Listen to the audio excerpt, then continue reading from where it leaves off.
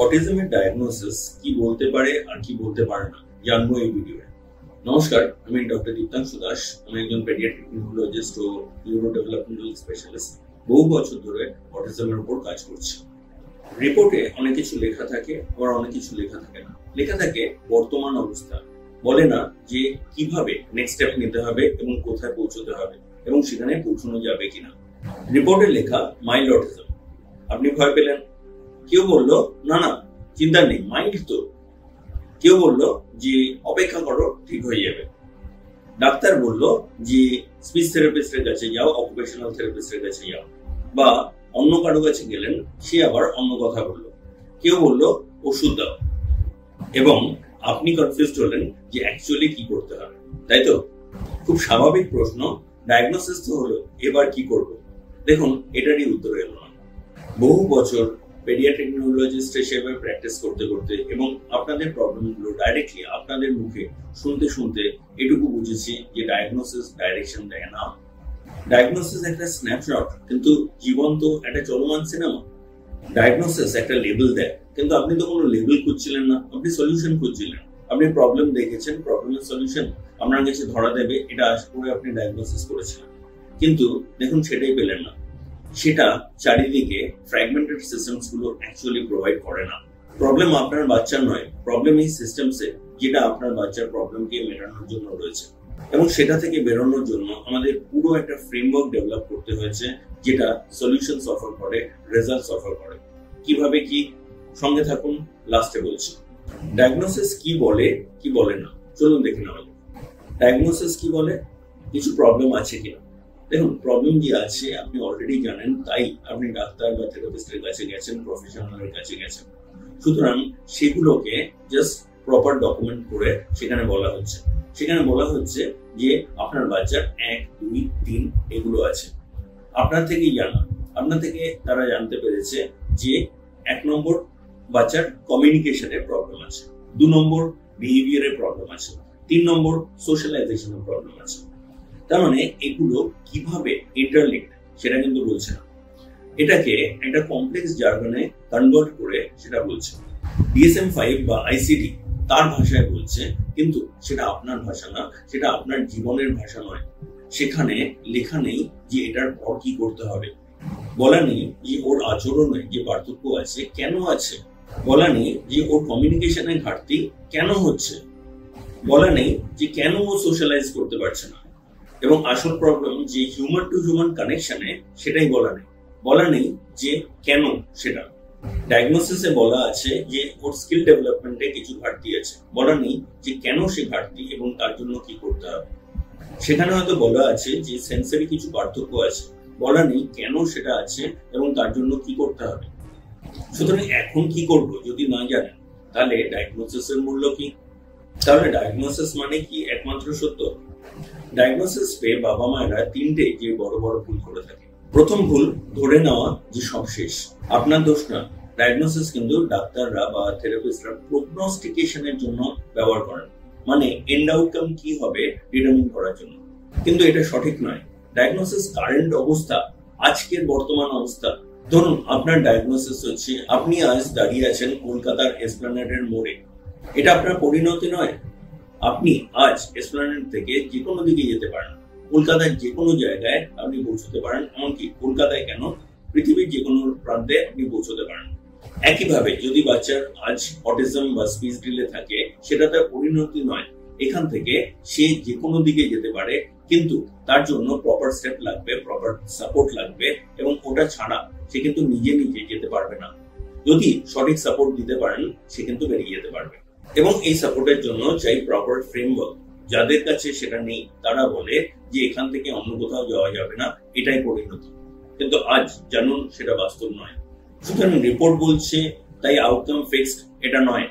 যদি পরিণতি পাল্টাতে চান, তার জন্য লাগবে প্রপার এফোর্ট এবং সেটা সঠিক ডাইরেকশনে। তার জন্য প্রপার ফ্রেমওয়ার্ক লাগবে, প্রপার সাপোর্ট সিস্টেম লাগবে। এখানে চলে আসে বাবা মায়ের দ্বিতীয় ভুল। সাপোর্ট সিস্টেম হিসেবে তারা জানে আলাদা আলাদা therapy, occupational therapy, speech therapy, special education, behaviour therapy, এরকম আলাদা আলাদা জিনিস যেগুলো ছড়িয়ে ছিটিয়ে রয়েছে, এবং সেখানে বাচ্চাকে দিতে হবে সাপোর্ট হিসেবে তারা জানে যে ডাক্তারের কাছে যেতে হবে, মেডিসিন দিতে হবে, কিন্তু এটা সঠিক নয়।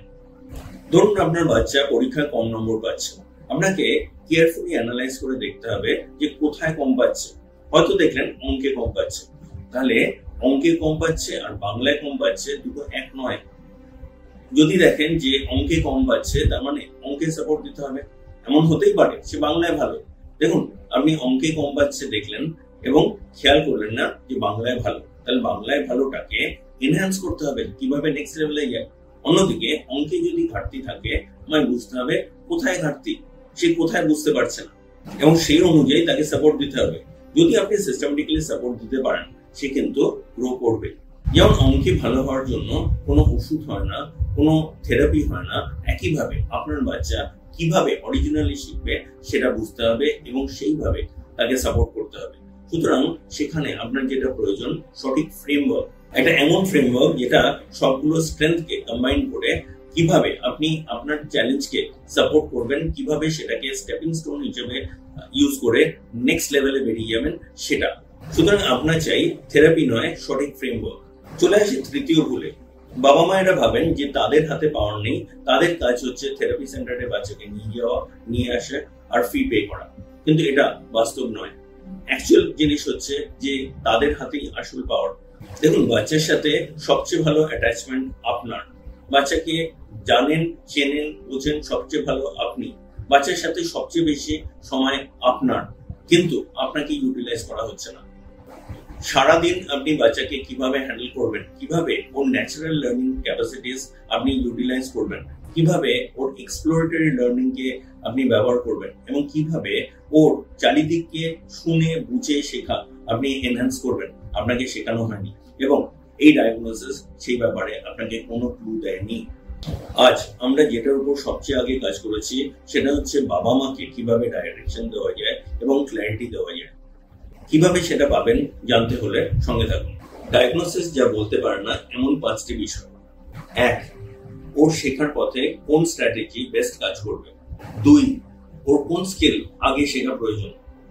3, ওর কোন কোন সেন্সরি ট্রিগার আপনাকে ব্যালেন্স করতে হবে ওর মেল্টডাউন অ্যাভয়েড করতে গেলে। 4, কেয়ারগিভার হিসেবে আপনার কি ভূমিকা এবং কিভাবে আপনি আপনার ডিপেন্ডেন্সি কমাতে পারেন।